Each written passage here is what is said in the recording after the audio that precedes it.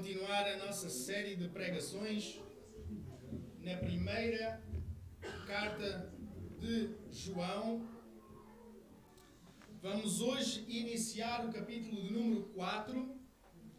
Peço então, convido-vos a abrirem, acederem às vossas Bíblias na primeira carta de João, neste caso,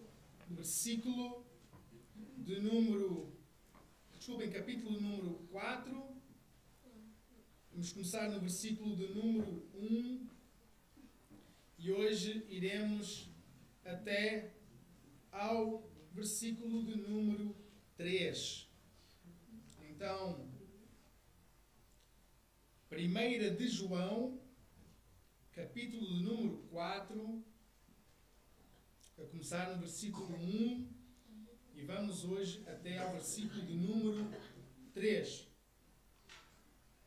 Antes mesmo de continuarmos, de fazermos a leitura e fazermos a exposição da palavra do Senhor, vamos mais uma vez até Ele em oração.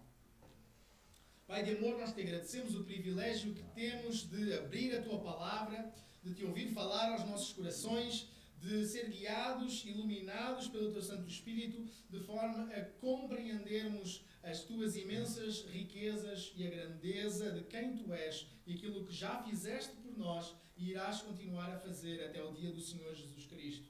Pai de amor, nós te agradecemos o privilégio que temos desta manhã, como povo Teu, ser contado no número daqueles que foram incomodados pelo Teu Santo Espírito a estarmos juntos para Te louvarmos, engrandecermos, glorificarmos o Teu santo nome, com as nossas vozes, com aquilo que fazemos e também aprendendo, sorvendo da Tua palavra.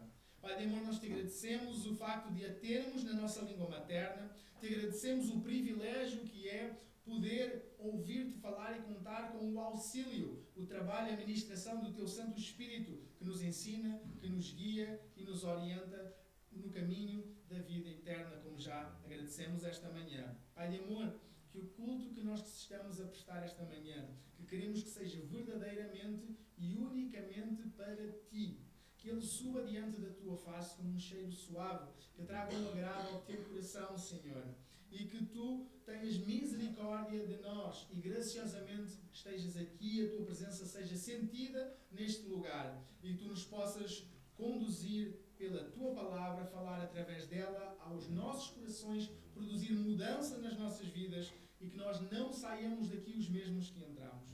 Pai de amor, estamos cativos e necessitados de Ti, da Tua presença e da Tua glória nas nossas vidas.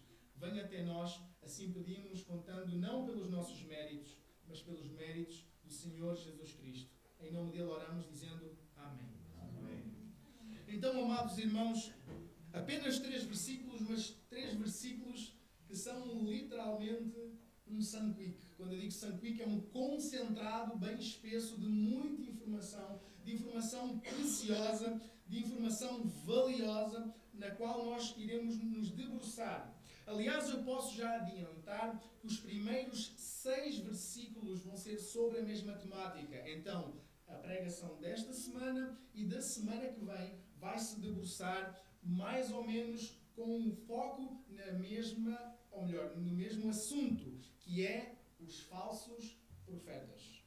Tanto nós vemos do versículo 1 ao versículo 6, essa será a ênfase, a advertência que João vai deixar àqueles nossos irmãos que recebiam esta carta e também a nós, que estamos hoje cristãos em pleno século XXI, e para todos os irmãos que venham a seguir a nós até o dia do Senhor Jesus, fica esta chamada de atenção.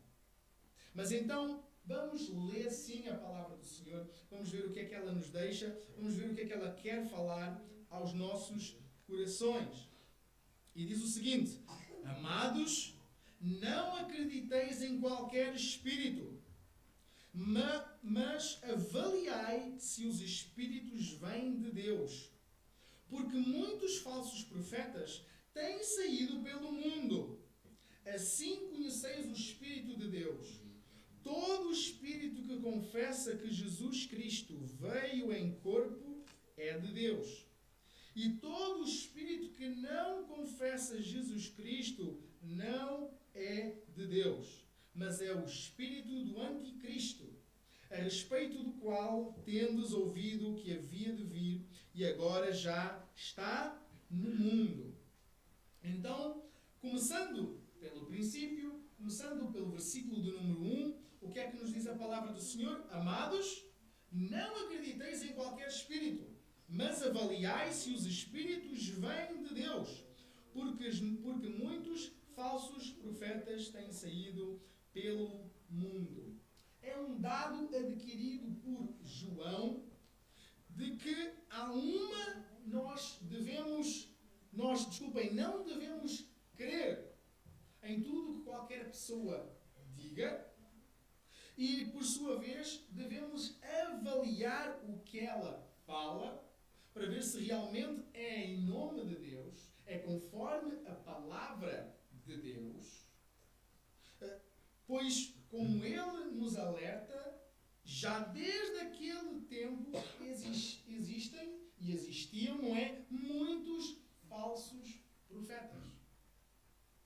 Já desde o início da Igreja, e aliás o próprio Senhor Jesus fala antes do início da sua própria Igreja, já muitos falsos profetas, muitos falsos cristos até, se tinham levantado. E por isso ele dá-nos esta chamada de atenção. Avaliai os espíritos. Mas esta ideia de nós avaliarmos os espíritos, por favor, não entendam como assim a ênfase não é assim algo esotérico ou assim algo místico, quando aqui fala para nós avaliarmos os espíritos. Isto é como que uma chamada de atenção de nós avaliarmos aquilo que as pessoas dizem, de nós avaliarmos a mensagem que as pessoas carregam. Nós devíamos e devemos estar com o nosso sentido cristão bem apurado. Creio que muitos conhecem a personagem, não é o Homem-Aranha, ele tem o sentido de aranha quando alguma coisa está para acontecer, ele como que pressente uns segundos antes de alguma coisa acontecer. E o cristão deve ter o sentido cristão bem apurado. Quando ele ouve alguém a pregar em nome de Deus, ele tem necessariamente de filtrar tudo. Como eu com frequência digo, tudo o que eu digo aqui à frente, vocês precisam desse lado estar com o vosso sentido cristão bem apurado e avaliar, pesar tudo à luz das Sagradas Escrituras. Infelizmente nós vemos que algo que cresce como cogumelos, passa a expressão, é o amontoar, o crescente número de falsos profetas, desde aquele tempo. Desde aquele tempo que se levantavam pessoas a dizer que falavam em nome de Deus, ou de outros deuses, ou de outras divindades, e vinham com uma mensagem diferente, ou uma mensagem paralela, ou uma mensagem nova e diferente do Evangelho do Senhor Jesus Cristo. Então, nós somos chamados a avaliar sempre aquilo que é a mensagem das pessoas. Não acrediteis em qualquer espírito, mas avaliai se os espíritos vêm de Deus, porque muitos falsos profetas têm saído pelo mundo. Então João identifica qual é o problema. O problema que João identifica são os falsos profetas. Então esta é logo a ênfase que João aqui quer voltar a dar, sendo que ele na sua carta anteriormente já falou um pouco sobre os falsos profetas. Por sua vez, ele logo a seguir vai fazer um alerta à nossa prudência, ao nosso bom senso, ao nosso sentido cristão, que deve estar bem apurado, que é o quê?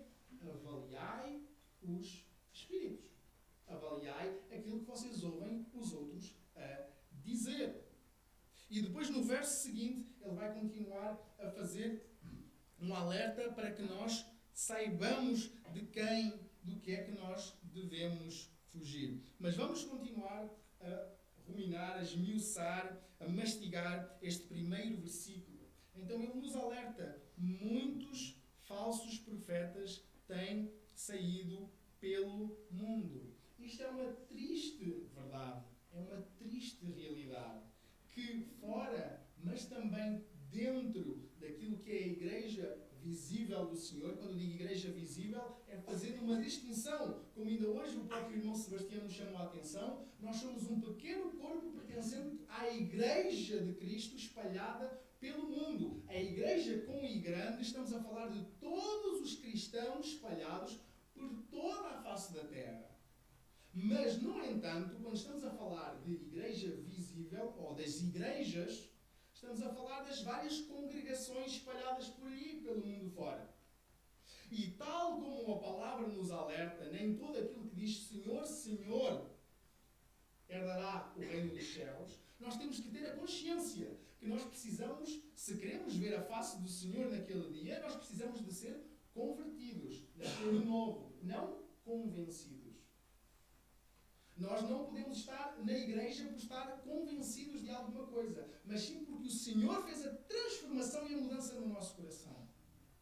Nós precisamos de estar certos, seguros de que somos salvos pela graça de Deus, por meio da fé que o Senhor, nosso Deus, nos dá na obra feita, na obra perfeita, na obra completa do Senhor Jesus. Caso contrário, caso nós confiemos em qualquer outra coisa, confiamos na nossa família vir toda à igreja, nós frequentarmos todas as atividades da igreja mais alguma, nós até podemos ir porta a porta, como continua no capítulo 13 da primeira carta de Paulo aos Coríntios, nós podemos entregar o nosso corpo para ser queimado, nós podemos dar tudo o que nós temos aos pobres, podemos fazer todas as obras de beneficência e construir um império, digamos assim, de obras de beneficência do mundo. No entanto, aquilo que faz a completa distinção, aquilo que é o distintivo de se alguém não é salvo ou não é salvo, é só, exclusivamente, a obra do Senhor Jesus Cristo aplicada à sua vida, a fé que ele tem única e exclusivamente no Senhor Jesus Cristo. É mesmo aquela certeza que cada um de nós tem que ter, que é pessoal, individual e não transmissível. Cada um é que tem que cuidar, é que tem que ter a certeza da sua própria salvação, ainda que sim, os pais têm a responsabilidade de conduzir os seus filhos aos e nos caminhos do Senhor. No entanto, cada um naquele dia, ninguém vai poder argumentar, o meu pai não me falou, a minha mãe não me falou. Não. Cada um tem a responsabilidade diante de Deus do seu compromisso ou da falta do mesmo com o Senhor. Mas como eu estava a falar, a salvação é algo que é pessoal e intransmissível. Cada um é que tem que ter a certeza da sua salvação. E como estava a falar em termos de certeza, de convicção e tudo mais, eu gostava de relembrar que quando nós estamos, não é a falar da nossa certeza, da garantia da nossa salvação, é mesmo aquela ideia de que eu confio na obra salvadora, na obra redentora do Senhor Jesus Cristo e recuso-me a acreditar em qualquer outra coisa, ou a confiar, melhor dizendo, em qualquer outra coisa, se isso, ou melhor, se a minha eternidade dependa de isso. Eu vou clarificar. Eu percebo que está porventura um bocado confuso. Eu lembro-me de uma vez estar num retiro de igreja e eu tinha a responsabilidade de dar os momentos devocionais às crianças, ou estar a lecionar os momentos devocionais às crianças. E eu fiz a seguinte comparação, que também já tinha ouvido de outro irmão nosso a fazer. Imaginemos que nós temos um abismo diante de nós. Estamos num cume de como que um planalto e nós temos um fosso, um abismo enorme como que lava borbulhante ali, entre este lado do planalto e o lado de lá do planalto. E nós temos aquela lava borbulhante ali diante de nós e temos uma série de cordas na nossa frente. Nós temos umas cordas de ouro, cordas de bronze, cordas de prata. E podíamos atribuir montes de nomes a essas cordas. Boas obras, perfeccionismo, santos, divindades. Podíamos atribuir numa série de cordas. Ou até podia dizer a data do nosso batismo, aquilo que o nosso pastor acha de nós, aquilo que os nossos pais acham de nós, a quantidade de cultos a que eu já fui. E então aquelas cordas estão ali diante de nós e nós temos que passar deste lado do precipício para o lado de lá. E temos uma corda que aparentemente é bem fininha e parece que ela está quase a estourar. E essa corda tinha o nome Jesus Cristo.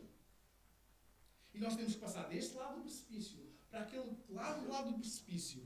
A ideia da fé é literalmente nós colocarmos toda a nossa confiança naquela corda e com todo o nosso corpo e com toda a nossa velocidade nós irmos nos atirarmos naquela corda e confiarmos que é aquela corda que nos vai levar ao lado de lá. Mesmo que todas as outras cordas estejam a querer chamar a nossa atenção e até possam parecer de maior segurança, mas é literalmente eu só vou confiar na obra de Jesus. E só na obra de Jesus. Não a obra de Jesus e mais, e a gente pode preencher com o que quer que for. É a obra de Jesus somente. Não é aquilo que eu acho de se vocês são salvos ou se não são salvos, o que os vossos pais acham se são salvos ou se não são salvos. É literalmente o vosso relacionamento com Deus. E o Espírito Santo de Deus, segundo a palavra, dá convicção. Como diz, o Espírito Santo testifica com o nosso espírito de que somos filhos de Deus. Então, quem é cristão precisa de ter esta certeza. Precisa de ter esta convicção que só o Espírito Santo de Deus é que pode dar. Não sou eu que vou dar. Eu não vou passar um atestado nenhum de salvação. O documento do vosso batismo não serve como para vocês apresentarem no céu como atestado de salvação. É literalmente se vocês confiam em Jesus Cristo e em Jesus Cristo somente. Somente. Isso é que verdadeiramente é o conceito de fé. Mas como eu estava a dizer, voltando à questão da igreja visível e à questão dos falsos profetas, infelizmente, muito daquilo que às vezes recebe o rótulo de igreja, nós vemos que na mesma existem muitos falsos profetas. Temos que ter a consciência de que por este mundo afora existem muitos falsos profetas. A própria palavra já diz, não diz existem alguns, não. Existem muitos falsos profetas. Eu percebo que muitas vezes é um bocado dentro daquilo que é o politicamente correto, não se deve citar nomes, não se deve falar das outras pessoas e assim, mas a palavra de Deus é clara quando cita e categoriza e descreve como e quem são os falsos profetas. E sobre a questão dos falsos profetas, eu gostava de deixar aqui algumas marcas dos falsos profetas. E, novamente, mantenham o vosso sentido cristão bem apurado e treinem o vosso sentido cristão a estar bem apurado para detectarem os falsos profetas. Se puderem, tomem nota. Se puderem, sublinhem. Se puderem, guardem. Na semana que vem nós vamos voltar a repetir, mas eu gostava que guardassem estes aspectos. Primeira marca de um falso profeta. Primeira marca de um falso profeta. Pode realmente realizar aparentes sinais e maravilhas. Algo que nós temos que ter a consciência, não é porque supostamente alguém é milagreiro que essa pessoa é automaticamente do Senhor. Dois exemplos bíblicos que eu gostava de dar. Não sei se vocês se lembram, quando fala das 10 pragas do Egito e fala daquele confronto de Moisés com o faraó e aquela sua cúpula religiosa, durante não sei quantas pragas diferentes, eles conseguiam fazer exatamente as mesmas coisas. Ao ponto, inclusive, de quando Deus mandou que Moisés atirasse a sua vara ao chão e ela tornou-se uma serpente, eles fizeram a mesma coisa. Pasmem-se. Está lá. Eles fizeram a mesma coisa.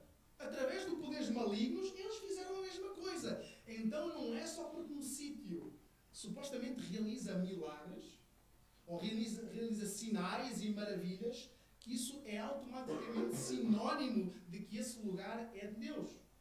De que essa pessoa que faz essas coisas é de Deus. Não é automaticamente sinal disso. Segundo exemplo também, não sei se vocês se lembram no livro de Atos, fala de um Simão Mago. Simão o Mago. O Simão o Mago que foi aquele homem que tentou comprar o Espírito Santo com dinheiro, que queria o poder do Espírito Santo, como queria comprar aos discípulos com dinheiro e que ficou cego por causa disso. Inclusive foi daí que vem o termo simonia. Que simonia significa quando alguém obtém cargos eclesiásticos por meio de dinheiro. Isso fazia-se muito na Idade Média. Os Os senhores compravam cargos de estatuto religioso para os seus filhos, e isso é o termo simonia, por causa de Simão o Mago. Simão o Mago produzia sinais e maravilhas. Simão o Mago fazia aparentes milagres. Mas, novamente, Simão o Mago não tinha o Espírito Santo de Deus nele. Simão o Mago não era um cristão verdadeiro. Então nós temos esta chamada de atenção. Não é porque existem sinais e maravilhas em algum lugar que isso é automaticamente, passa a redundância, que é sinónimo de que essas pessoas, ou que esse lugar, ou que quem prega é da parte de Deus. O Martinho Lutero dizia algo muito interessante. Ele dizia: uma doutrina que não é bíblica deve ser rejeitada mesmo que faça chover milagres todos os dias. Uma doutrina que não é bíblica deve ser rejeitada mesmo que faça chover milagres todos os dias. Imaginemos que se levantava aqui um movimento qualquer, uma seita nova, por exemplo, em Viana do Castelo, e chegava aqui uma pessoa e dizia: eu vou fazer com que chova carne do céu durante 2 dias sem parar. E isso acontecia. E a pessoa vinha com umas novas teorias, umas novas conversas, a dizer que ele era o próprio Deus e não sei o quê. O que é que nós íamos fazer? Pegávamos na Bíblia e atirávamos pela janela? A pessoa faz milagres, então ele disse que ia chover carne do céu, e choveu carne do céu. Isto é um milagre, só Deus, esta pessoa tem certeza que vem de Deus. E ia falar só coisas em contrário a essa doutrina. Aí é que o nosso senso de cristão tem que estar apurado. Se algo não é conforme a Bíblia, pode fazer chover milagres todos os dias. Pode ressuscitar mortos até. Se não é conforme a Bíblia, deve ser rejeitado. Então, segunda marca de um falso profeta. Desculpem, antes mesmo de passarmos, eu gostava de ler a passagem de Mateus 24, versículo 24. Peço perdão, irmãos. É referente ainda ao primeiro, justificando, não é, a primeira afirmação. Mateus 24, 24 é que diz: porque surgirão falsos cristos e falsos profetas que realizarão grandes sinais e milagres a tal ponto que, se fosse possível, enganariam até os escolhidos. Até os eleitos, até nós cristãos verdadeiros, seríamos enganados se não fosse o próprio Espírito de Deus que em nós habita, que nos desse, não é, alerta cristão, aquilo não é de Deus. Então foi o próprio Senhor Jesus que disse que se iriam levantar, não é, falsos profetas, falsos mestres, que iriam fazer grandes sinais e milagres. Por isso, quando nós muitas vezes vemos aí grandes movimentos de gente, grandes concentrações de pessoas num sítio onde supostamente se faz muitos milagres, muitas maravilhas, por favor, contrastem aquilo que é pregado com a palavra de Deus. Contrastem aquilo que é pregado com a palavra de Deus. E continuamos com as marcas. Segunda marca do falso profeta: tiram o foco de Cristo em direção a outras coisas. Segunda marca do falso profeta: tiram o foco de Cristo e a mensagem do Evangelho de Cristo e a salvação só por Cristo e colocam o foco em qualquer outra coisa. Pode ser na saúde, pode ser no dinheiro, pode ser no nosso bem-estar, pode ser na nossa autoestima, pode ser na nossa aparência física. O foco das mensagens não é Cristo e Cristo crucificado, mas é qualquer outra coisa, mesmo que aparentemente boa. Eu creio que já uma vez vos perguntei: os irmãos querem que eu venha para aqui dar palestras motivacionais que façam com que vocês saiam daqui com o ego massajado, ou querem ouvir a palavra de Deus? Porque é fácil a gente encher salões, galerias e falar coisas que massageiem o ego, coisas bonitas, que nos emocionem, que nos façam chorar e que nos façam muitas vezes até sentir a última Coca-Cola do deserto, a última bolacha do pacote, e que nós somos um ponto fraco de Deus e coisas assim do género. É fácil, fácil. No entanto, a palavra de Deus, a palavra conforta, mas também nos repreende. É a palavra que nos mostra, que ilumina as nossas falhas e que nos diz: opa, tens que arrepiar caminho. É o caminho estreito. Jesus, não é, em Mateus 7, alerta isso, que o caminho é estreito e a porta estreita que conduz à vida eterna, e são poucos os que entram por ela. No entanto, há há o caminho largo e a porta larga que conduz à perdição. Por isso, novamente, o nosso foco como igreja, mais do que até, e peço que percebam o que eu estou a dizer, mais do que a gente alimentar os pobres, mais do que, atenção, ouçam o que eu estou a dizer, não interpretem mal, mais do que a gente alimentar os pobres, mais do que a gente colocar roupa no corpo de pessoas nuas, é pregarmos o Evangelho de Cristo. Eu estou a dizer mais do que, não estou a dizer em vez de. Atenção. Mais do que a gente colocar uma sopa quente na mão de alguém que não conhece o Senhor, é nós impedirmos que essa pessoa vá vestidinha, lavadinha, limpinha, cheirosinha para o quinto dos infernos.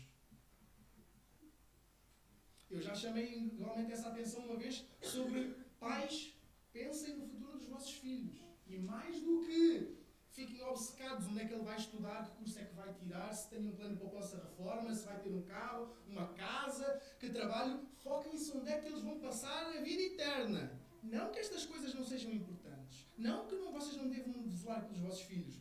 Mas mais do que eles irem com um curso, com 3 faculdades se for preciso, com um cargo de chefia, com uma boa poupança no banco, um carro do ano, família grande, e irem parar ao inferno, é se eles têm a vida eterna. Maior riqueza não há. E tanto ricos e pobres podem ganhar esse maior tesouro e estar juntos naquele dia. Senão, coitadinhos dos pobres. A gente tem que se contentar só com a salvação. Só com a salvação? Só com a salvação? Como fala no Salmo 23, que o nosso bom pastor, o nosso Senhor, prepara para nós uma mesa diante dos nossos inimigos. Unge a nossa cabeça com óleo e faz o nosso cálice transbordar. Nós sermos convidados de honra à mesa do Rei dos Reis e do Senhor dos Senhores? Vamos nos contentar com as riquezas deste mundo? Vamos nos contentar com as faculdades da vida deste mundo? Vamos nos contentar com o emprego deste mundo e com o carro? Tudo que corrói, que estraga, que parte, que roubam, que termina e que fica aqui? E novamente eu volto a dizer, eu não estou a falar que ter um bom emprego é mau. Eu não estou a falar que ter boa saúde é mau. Não estou a falar que ter um bom casamento é mau. Eu estou a dizer que isso não pode roubar o foco, o lugar, o trono que pertence ao Senhor dos Senhores. E isso nós temos, mais uma vez, a chamada de atenção na segunda carta de Pedro, capítulo 2, versículo 1, diz logo o seguinte: mas entre o povo também houve falsos profetas, assim como entre vós haverá falsos mestres.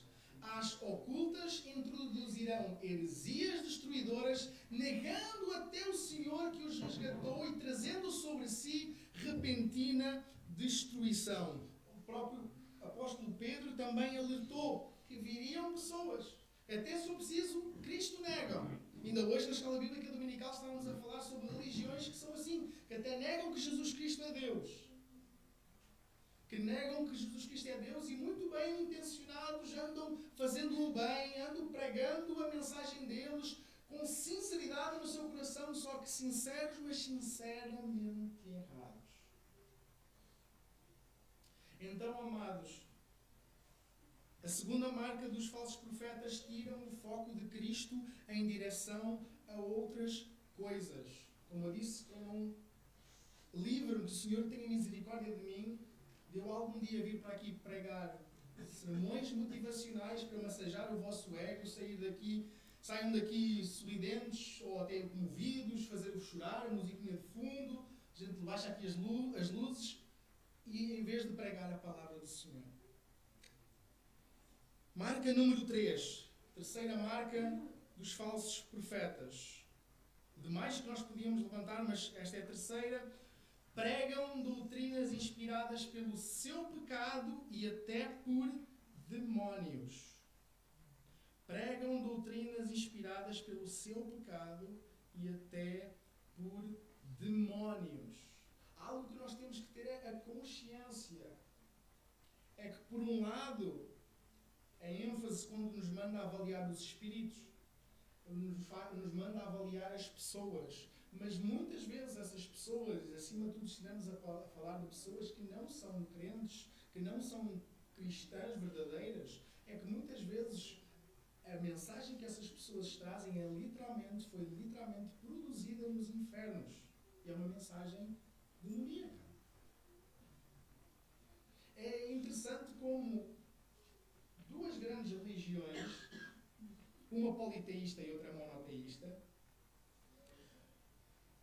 e vou chamando nomes às coisas, o islamismo e o mormonismo, ou a Igreja de Jesus Cristo dos Santos dos Últimos Dias, ambas as religiões foram criadas por uma pessoa que se levantou, que disse que um anjo lhe apareceu e que lhe trouxe uma mensagem diretamente da parte de Deus, e que todas as outras religiões estavam erradas, e que na realidade eles traziam um livro com a verdade, e que ele devia realmente agora pregar, porque a palavra de Deus estava adulterada, a Bíblia estava adulterada. Penso, todas estas marcas são iguais em ambas as religiões.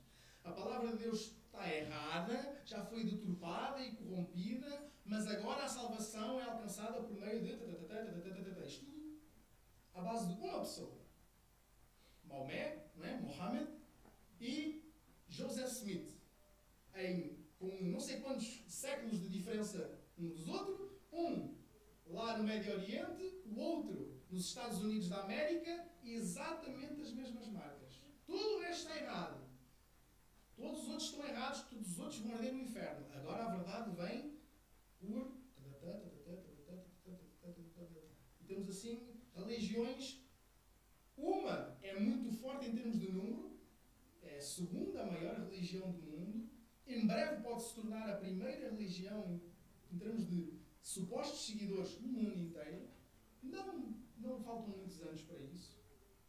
A outra é uma religião riquíssima e que, como ainda hoje se falava, faz com que os miúdos saiam da casa dos seus pais, vão para outro país e vão de porta em porta, fazendo as boas obras na ótica deles, para eles alcançarem a salvação e serem mormons corretos. E, novamente, ambas as pessoas disseram que um anjo lhes apareceu e um anjo lhes trouxe a mensagem reveladora de que realmente estava tudo errado. Lembram-se o que é que o próprio apóstolo Paulo disse? Ainda que venha quem quer que seja, ainda que nós, no sentido de ainda que nós enlouquecêssemos, ainda que apareça um anjo do céu a pregar outro evangelho, seja o quê? Exatamente, anátema, que significa maldito. Então, irmãos, novamente, mais do que nós ouvirmos alguém dizer que um anjo me apareceu e disse-me isso não bater com as Sagradas Escrituras, que o que não falta para aí agora são pessoas a dizer que anjos disseram isto e aquilo outro, e um anjo cor-de-rosa, e um anjo verde, e não sei o que, o anjo elefante, e não sei o que. Isto são coisas que eu ouvi. Não ouvi contado em segunda mão. Eu ouvi alguém a testemunhar. Um anjo verde lhe apareceu no quarto e disse-lhe não sei o que, não sei o que mais. Mais do que a gente andar à procura destas coisas, mais do que a gente andar a comprar livros, os segredos dos anjos, o que é que os anjos nos querem revelar e não sei o quê. Palavra de Deus, irmão. Palavra de Deus. Porque, novamente, ainda venha quem quer que seja. Paulo estava a dizer. E eu vou dizer, ainda que eu um dia pirasse da cabeça e começasse a pregar qualquer outra coisa, seja maldito. Senão o Evangelho só de Jesus Cristo. E a salvação só por Jesus Cristo. É isto que na primeira carta a Timóteo, capítulo 4, versículo 1, nos diz. O Espírito, está a falar do Espírito Santo de Deus, o Espírito afirma expressamente que nos últimos tempos alguns se desviarão da verdade e darão ouvidos a espíritos enganadores e a doutrinas de demónios. Nós não podemos achar que essas pessoas que vêm muitas vezes com supostas revelações, supostas novas mensagens e assim, por isso eu sou muito sincero, eu tenho muito temor de cristãos Kodak. O que é isto de cristão Kodak? Vive de revelação em revelação. Eu tenho muito temor disso. Quem precisa, quem anda sempre à procura, porque preciso, eu não sei o que é que eu vou fazer, então eu vou andar à procura de alguém que me diga o que é que Deus lhe está a dizer que é para eu fazer. Eu tenho muito temor em relação a isso, irmãos. Desde o Antigo Testamento, quando alguém supostamente era levantado como profeta, uma das marcas distintivas de quem era profeta é que ele não podia errar uma vez sequer. Ele não podia errar uma vez sequer. Aquilo que ele dizia tinha que ser sempre conforme a palavra do Senhor, que já estava anunciada. Em segundo lugar, o que ele dizia tinha que ser claro, objetivo e cumprir tintim por tintim, como ele tinha dito. Se ele errasse uma única vez, sabem qual é que era o castigo? Era a morte. Só isso. Tal era o grau de seriedade, porque no sentido o Senhor dizia, não, quem vem falar em meu nome vai falar literalmente em meu nome, não vai falar por intuição, não vai falar por mentalismo, não vai falar por aquilo que é o sentimento que ele tem em relação àquela situação, ou aquilo que ele gostaria que acontecesse. Então, por isso tenham muito cuidado em pessoas que dizem, eu trago uma nova revelação da parte de Deus. Cuidado. Pelo menos tenham isso. Cuidado. Porque nesta história de novas revelações, nós vemos os absurdos que têm sido cometidos.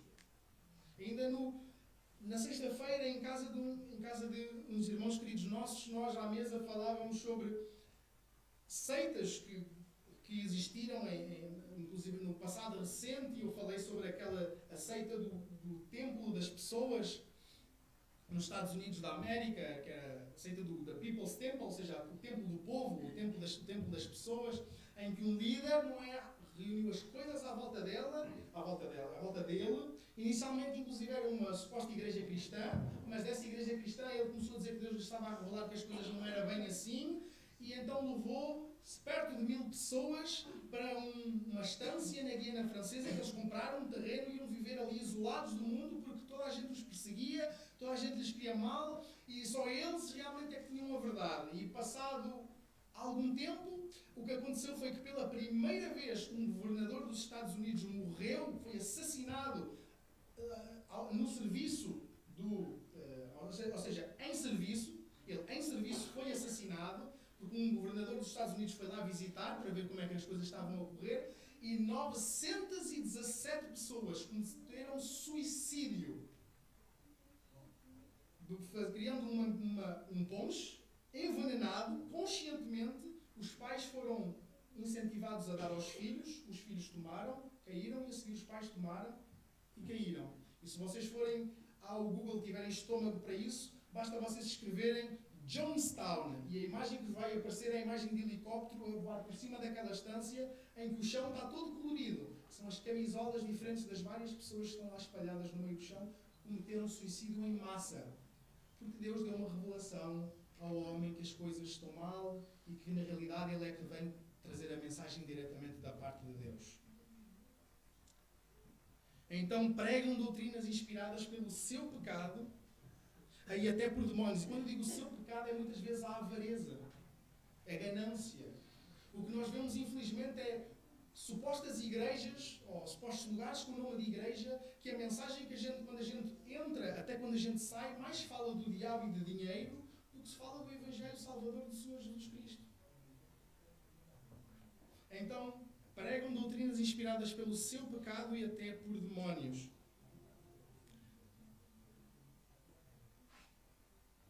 Continuando, alguns são hipócritas, outros são insensíveis ao seu erro. Ou seja, alguns têm consciência daquilo que estão a pregar e que aquilo que estão a pregar não é aquilo que eles acreditam e são hipócritas. Outros nem sequer sentem pena, nem sequer sentem remorsos de estar a conduzir as pessoas ao erro. E no segundo versículo do capítulo 4 da primeira carta de Paulo a Timóteo diz: sob a influência da hipocrisia de homens mentirosos que têm a consciência insensível. É triste nós vermos isso, mas nós vemos realmente pessoas que, por exemplo, vão até a África, por exemplo, e vão pregar àquelas pessoas pobres, pessoas que lidam com problemas muitas vezes sérios, pessoas que não sabem se vão ter comida para alimentar os filhos daqui a uma semana, pessoas que lutam tanto com aquele problema de que a taxa de mortalidade infantil é altíssima. E chegam aquelas pessoas com fato e gravata, nos seus jatos, aterram e dizem: se vocês me derem o vosso dinheiro, eu vou interceder na vossa causa e Deus me diz que vocês vão ser abençoados. Se você pegar e me der tudo o que tem, a sua vida vai ser abençoada e você não vai mais perder o bebê e a sua despensa vai ser farta e esses problemas de saúde que você vem enfrentando vão ser curados. Completamente insensíveis à miséria daquelas pessoas. Pegam, aterram no jato, enchem de balas e vão para outro lugar. É triste nós vermos como em tantos ambientes de miséria como o suposto evangelho da prosperidade tanto prospera. As pessoas ficam na miséria, continuam na miséria, da miséria não saem, mas ainda assim, homens e mulheres se levantam em nome de Deus. Enchem as suas malas, enchem sim as suas despensas, enchem os depósitos dos seus jatos privados e vão à sua vida. Completamente insensíveis à ruína do próximo, à necessidade do próximo.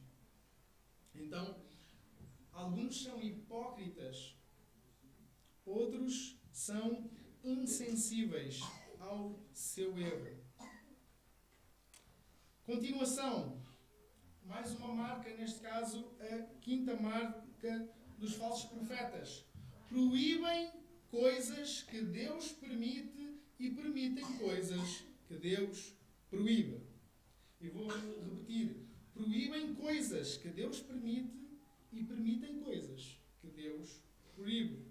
Então, o terceiro versículo do quarto capítulo da primeira carta de Paulo a Timóteo diz: eles proíbem o casamento e ordenam a abstinência de alimentos que Deus criou para serem recebidos com ações de graças pelos que são fiéis e conhecem bem a verdade. O que nós mais vemos não é em novas seitas e novos movimentos, e muitas vezes até dentro da própria igreja existe o erro de se proibir coisas simples que Deus permite, coisas que não interferem em nada com a nossa fé, coisas que não interferem em nada com o nosso serviço e caminho ao Senhor.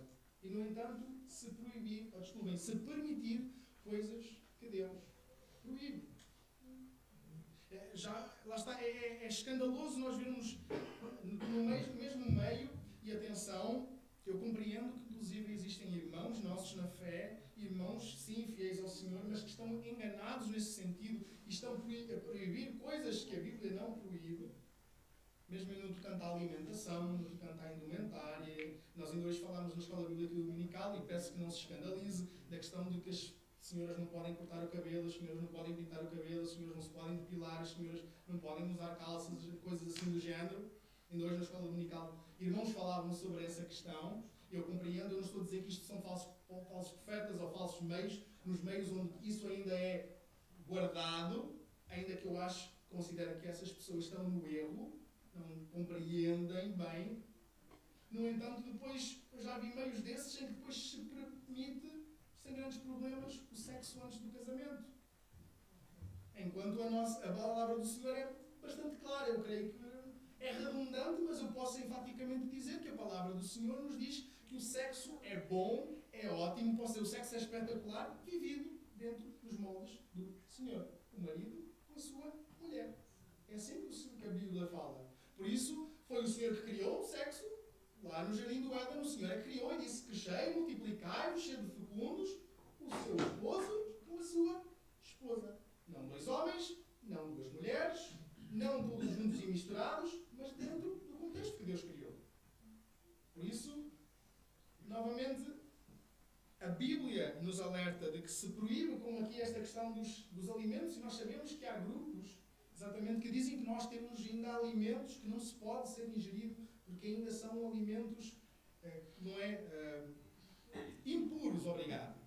Alimentos impuros. Parece que as pessoas nem sequer leram o livro de Atos. Nós lembramos quando Pedro vai a caminho da casa de Cornélio, Pedro tem uma visão.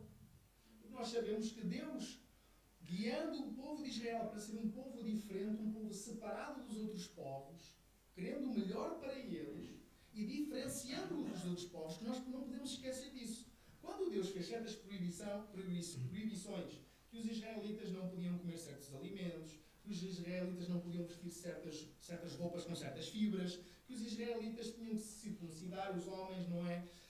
Tudo isso era proteger o povo que estava ali há não sei quantos milénios atrás, no meio de um deserto, e para preservar aquele povo com vida, sendo que vários desses aspectos, agora se sabe que há muitos benefícios, seguindo certas dietas e certas coisas que eles seguiam naquela altura, por causa dos riscos, mas por um outro lado nós não podemos esquecer que Deus queria mesmo fazer um povo diferente, um povo separado, que era para eles serem diferentes dos outros povos, com práticas diferentes, com festas diferentes, adorando o único Deus verdadeiro. Então há aspectos que nós não podemos tentar justificar tudo. Não, Deus queria mesmo que eles fossem diferentes. Era mesmo que eles serem diferentes. Por isso é que é o sentido de ser santo. Santo quer dizer separado. Era um povo diferente. Era para ser diferente.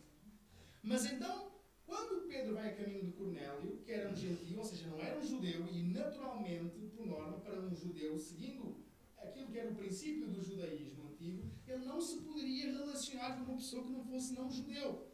Ele não poderia entrar na casa para conviver de quem não fosse judeu. E ele, a caminho de lá, ele tem uma visão da parte do Senhor em que ele vê um lençol que vem do céu com todos os tipos de animais. E Deus lhe disse, mata e come. Então aos olhos de Pedro estavam ali animais impuros, muitos animais impuros. E Pedro disse, o quê, Senhor? Pedro a argumentar com Deus. O quê, Senhor? Eu desde criança, que sou um judeu, que eu nunca bati um único alimento impuro desde dentro da minha boca. E Deus lhe disse, não chames impuro aquilo que eu já purifiquei. Inclusive, não é? O que é que diz na passagem que nós estávamos a ver? Versículo 3, no capítulo 4. Segunda, eles proíbem o casamento e ordenam a abstinência de alimentos que Deus criou para serem recebidos com ações de graças pelos que são fiéis e conhecem bem a verdade. E na continuação desta passagem, se os irmãos forem ler, ele vai continuar a falar desta questão de que ainda, ou melhor, naquele tempo se proibia alimentos porque supostamente eram impuros. Quando Deus já tinha dito, não, isso era uma sombra daquilo que eu ia fazer. Eu já purifiquei tudo. Jesus Cristo já veio. Já é tudo puro. Não há problema de comer carne de porco. Isso não vai matar ninguém, não vai fazer com que ninguém perca a salvação, nem nada assim do género. Mas nós sabemos que ainda há grupos que digam, se você quer ir para o céu, você não pode comer carne de porco. Se você comer carne de porco, isso é a marca da besta. Se você quer ir para o céu, o dia de se adorar ao Senhor é no sábado. Nos outros dias ele não recebe adoração. É só no sábado. Se você adora ao Senhor no domingo, isso é a marca da besta. Parece que é piada, mas é verdade. Há pessoas que acreditam e pregam assim. Quem adora ao domingo tem a marca da besta. E estas coisas podem, até de certa forma, são desconfortáveis, mas é verdade. É o que a palavra de Deus diz. É o que a palavra do Senhor diz. Ao ponto que nós chegamos, de que se proíbe coisas que Deus permite e depois se permite coisas que Deus proíbe.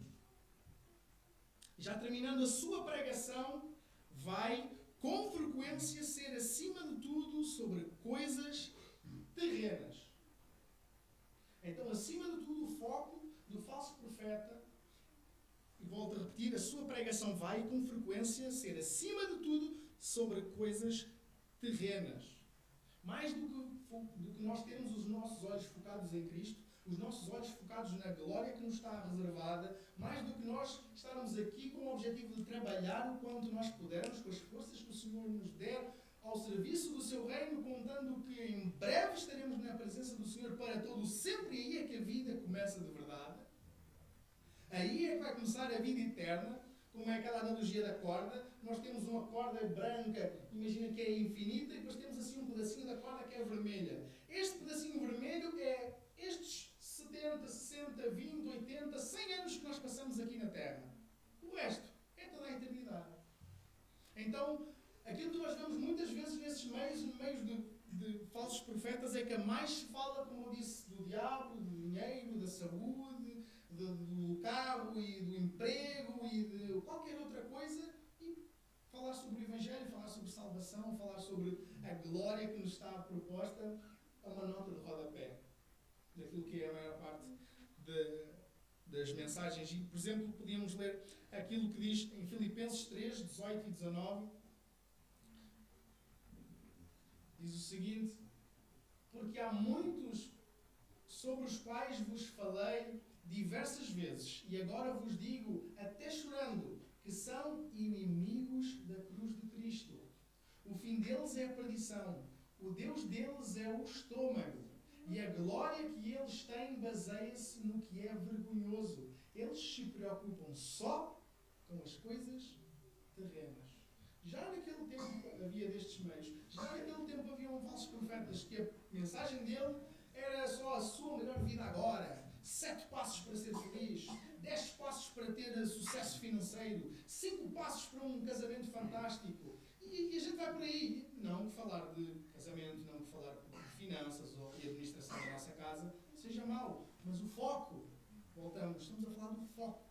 O foco da nossa mensagem é a salvação. O foco da nossa mensagem, daquilo que nós temos como igreja de diferente para levar às pessoas, é a esperança da vida eterna. É independentemente de se somos pobres ou ricos, de se somos altos ou baixos, gordos ou magros, de se nascemos num berço de ouro ou nascemos num estábulo, se temos um curso superior e damos aulas numa faculdade, ou se por acaso mal concluímos os nossos estudos, para todos nós há um dia que nós vamos nos apresentar diante do Senhor. E depois nada do curso, nada do saldo da conta bancária vai valer a pena, enquanto que nós tínhamos a nossa eternidade escondida em Cristo, ou não. E esse é que é o divisor de águas. Mais do que nós sermos felizes com as coisas que vêm e vão, é nós sermos felizes em Cristo. Mais do que nós nos satisfazermos com as coisas que vêm e vão, é nós estarmos satisfeitos em Cristo. Por isso, por exemplo, algo que até posso incluir aqui como uma nota de rodapé, como um parênteses, para quem é solteiro, por favor, não casem para serem felizes. Por favor, que o objetivo que esteja na vossa mente não seja eu vou casar para ser feliz. Porque se tu já agora não és feliz em Cristo, se tu agora não és satisfeito em Cristo, não vai ser colocando uma pessoa no lugar que só Cristo que só a Cristo pertence, que isso vai trazer satisfação à tua alma. Vais acabar por destruir o teu casamento, tentar sugar ao máximo o afeto e o carinho daquela pessoa, acabando sendo tu idólatra e deixando a pessoa de rastros porque ela nunca consegue atingir a fasquia daquilo que tu estás à espera. Então, primeiro sejam felizes e depois busquem fazer outra pessoa feliz. Se é o foco do casamento de cada um de nós, que é casado, e aqueles que são solteiros e que anseiam casar, seja fazerem outra pessoa feliz, isso vamos ter casamentos fantásticos. Agora, se o nosso foco é estar à espera que o nosso cônjuge nos faça feliz e nos satisfaça na medida em que, inclusive, é que é só Cristo que nos pode satisfazer, isso vai levar a coisa por água abaixo. Então, última nota que queria deixar aqui sobre os falsos profetas. Por norma, irão seduzir as pessoas com palavras agradáveis ao ouvido ou fantasias e fábulas. Repito, por norma, irão seduzir as pessoas com palavras agradáveis ao ouvido ou fantasias e fábulas. O que não falta por aí são pessoas que são boas a falar, que falam bem, que falam bonito, que são carismáticas na forma de falar, no sentido que atraem pela forma de falar, são persuasivas na sua forma de falar. É interessante, por exemplo, eu posso-vos citar uma pessoa muito persuasiva na sua forma de falar, que falou, teve uma conversa particular, inclusive, com o Senhor Jesus. Ele era ótimo de papo, ele era muito bom na forma como ele usava as palavras, inclusive na forma como ele usava a palavra de Deus. Apresento-vos o diabo, ele falava muito bem, ele estava a tentar, inclusive, seduzir o próprio Deus. Ele estava a tentar seduzir o próprio Deus com as suas palavras. Então, não é porque alguém fala bonito, não é porque aquilo que alguém diz parece que até faz sentido e aquilo massaja o meu ego, me faz chorar e me faz sentir bem, que isso quer dizer que vem da parte de Deus. Claro que, por outro lado, como nós estávamos a falar na escola bíblica dominical, aquilo que deve estar sempre presente na nossa forma de falar também deve ser mansidão e temor ao Senhor. Não quer dizer que nós, porque somos fiéis, eu venho para aqui gritar cobras e lagartos e, entre aspas, estar a condenar todas as pessoas ao inferno. No entanto, devo alertar que se não converterem ao Senhor, como diz em João 3, 16 a 18, porque Deus amou o mundo de tal maneira que enviou o seu Filho unigênito para que todo aquele que nele crê não morra, mas tenha o quê? A vida eterna. Quem crê não é condenado, mas quem não crê já está condenado, porque não crê no nome do unigênito Filho de Deus. Então não sou eu que tenho que condenar ninguém, porque quem não crer, quem não quiser saber, já está condenado pelo próprio Deus, porque não crê no nome do Senhor Jesus Cristo. Mas então o que é que nos diz na segunda carta de Paulo a Timóteo, capítulo 4, versículo 3?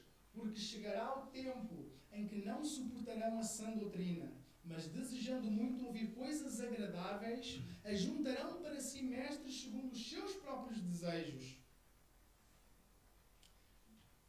Aquilo que nós mais vemos, infelizmente, é grandes ajuntamentos de pessoas, muitas vezes em nome de Deus, em nome de Cristo. Mas depois vamos ver o conteúdo das mensagens.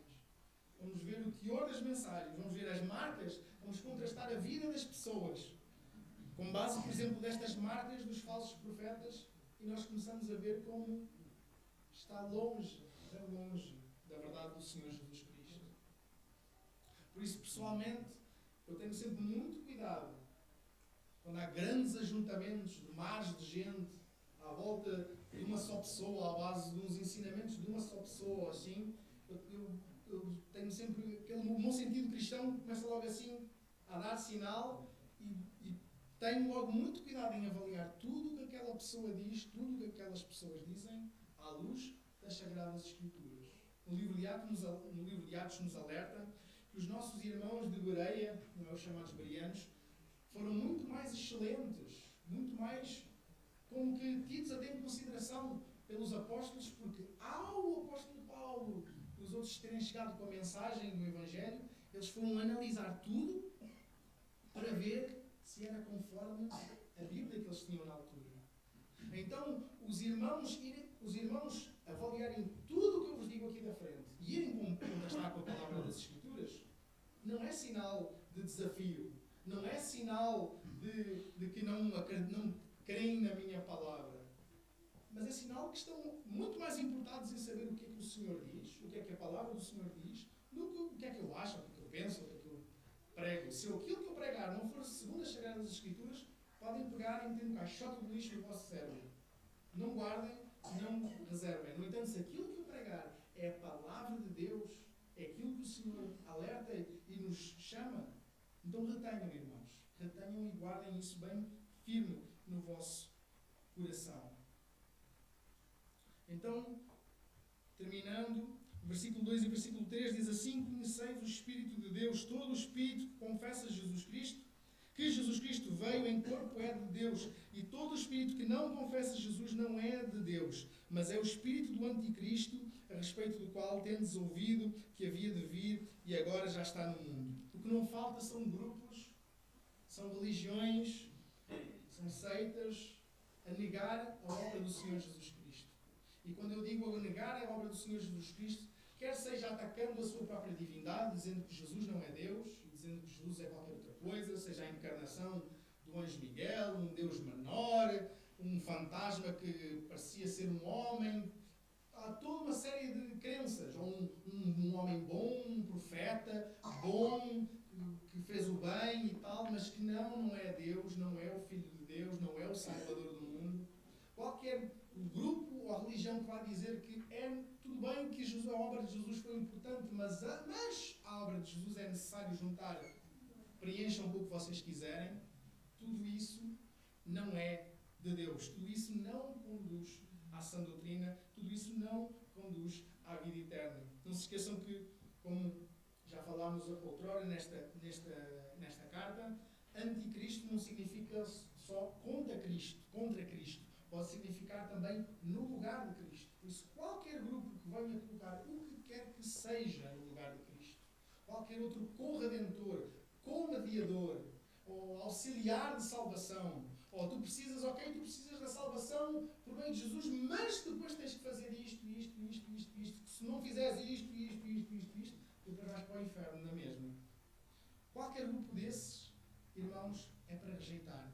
Não é segundo as Sagradas Escrituras. Então, não, amados irmãos, que o Senhor nos guie na sua palavra, nos mantenha sempre com o nosso sentido de cristão bem alerta, que nós avaliemos e pesemos sempre tudo à luz das Sagradas Escrituras. O próprio Deus não é, deixou no livro do profeta Oseias que o meu povo morre, não é? O meu povo perece, o meu povo é destruído porque lhe falta o quê? Conhecimento. Então, conheçamos e prossigamos em conhecer ao Senhor. E que o Espírito Santo de Deus guie a cada um de nós a estar sempre alerta para todas as palavras sutilosas, todas as palavras bonitas e tal, todas as tentativas que o inimigo das nossas almas tente para nos ludibriar, para nos enganar, para nos conduzir ao erro. Que o Senhor tenha misericórdia de nós, que o Senhor abençoe a sua palavra e abençoe as nossas semanas.